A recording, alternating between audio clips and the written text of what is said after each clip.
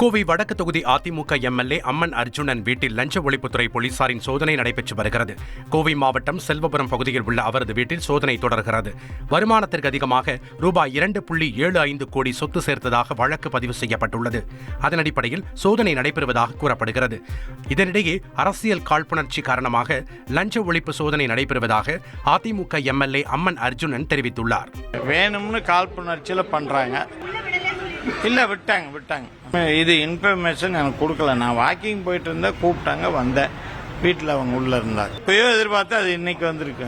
இது ஆளுங்கட்சியினுடைய இதுதான். சோதனை நீங்க எப்படி பாக்குறீங்க? அடுத்த கட்டமா என்ன பண்ண போறீங்க? அது என்ன, அவங்க இன்னும் ரெக்கார்டு கொடுக்கல. ரெக்கார்டு கொடுத்த விட்டு நான் என்னன்னு உங்களுக்கு டீட்டெயில் முடிஞ்ச விட்டு உங்களுக்கு டீட்டெயில் எல்லாம் சொல்றேன்.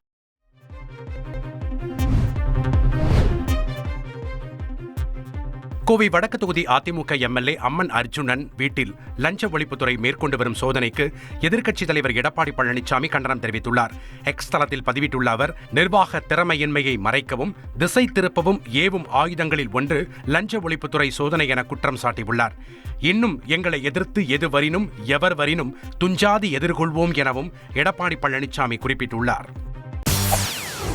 செய்திகளை உடனுக்குடன் தெரிந்து கொள்ள உடனே சப்ஸ்கிரைப் பண்ணுங்க.